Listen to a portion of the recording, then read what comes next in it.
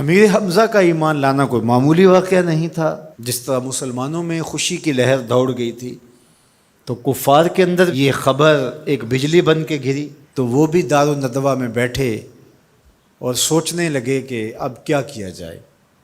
آج ایک حمزہ بن عبد المطلب گئے ہیں، کل کوئی اور چلا جائے گا تو یہ تو طاقتور ہو جائیں گے۔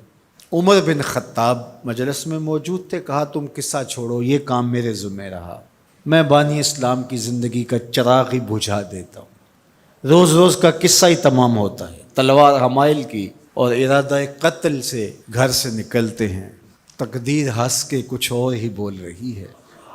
سودا لینے کے لیے بازار گئے، سودا لینے کے لیے بازار گئے، ہاتھ اس کے بکے جس کے خریدار گئے۔ تلوار حمائل کی ہے، بانی اسلام کی زندگی کا چراغ بجھانے کی آرزو ہے، گھر سے نکلتے 22 سال کی عمر ہے، جوانی ہے، بانکپن ہے، چہرے پہ جلال ہے، خطاب کا جری جواں بیٹا ہے۔ راستے میں ایک صاحب ملے، دیکھا اور کہا کہ کیا تیور ہیں اور ارادے کدھر کے ہیں؟ کہا چراغ اسلام بجھانے جا رہا ہوں۔ کہا اس کی روشنی تو تمہارے گھر میں بھی پہنچ گئی ہے۔ پوچھا کیا ماجرا ہے؟ کہا تمہاری بہن فاطمہ بنت خطاب اور تمہارے بہنوئی سعید وہ بھی اس آقا کے غلام بن گئے۔ بس غصے میں بہن کے گھر پہنچتے ہیں اور دروازے کو دستک دیتے ہیں۔ اندر قاری قرآن ان کو قرآن سکھا رہا ہے۔ اہل خانہ سمجھے عمر آئے ہیں اور تیور بھی اچھے نہیں ہیں، قاری کو کہیں گوشے میں چھپا دیا اور دروازہ کھولا۔ دروازہ کھولنے کی دیر تھی کہ بہن پہ ٹوٹ پڑے، مار دھاڑ شروع کر دی۔ تم سابی ہو گئی ہو، تم نے آباء و اجداد کا دین چھوڑ دیا ہے۔ مار مار کے ان کو لہو لہان کر دیتے ہیں۔ تو بہن بولتی ہے عمر سنو، تم خطاب کے بیٹے ہو نا، میں بھی خطاب کی بیٹی ہوں، میں بھی اپنے موقف سے ہٹنے والی نہیں ہوں۔ حیرت زدہ ہو جاتے ہیں کہ اس عورت کے اندر یہ بجلیاں کیسے آ گئیں؟ تو سوچنے لگے اور کہا اچھا جو تم پڑھ رہے تھے مجھے بھی سناؤ۔ کہا تمہیں پہلے غسل کرنا ہوگا۔ عمر بدن دھو رہے ہیں، میرا رب دل دھو رہا ہے۔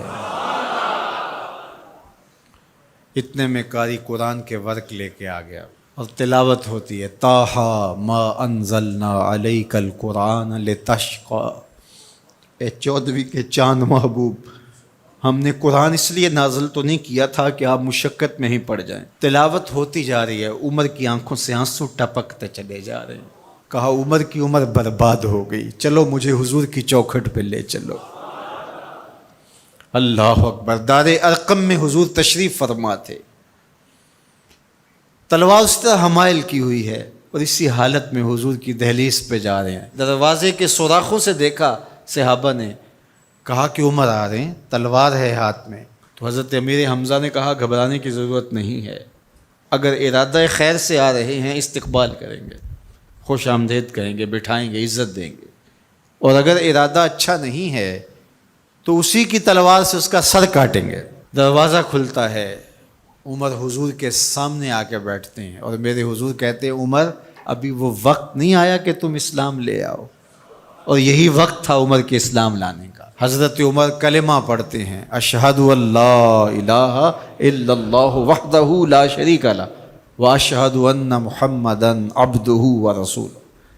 جو ہی عمر کی زبان سے کلمے کی صدا سنتے ہیں صحابہ، اتنے زور سے اللہ اکبر بے ساختگی میں کہتے ہیں مکے کی گلیاں گونج اٹھتی ہیں۔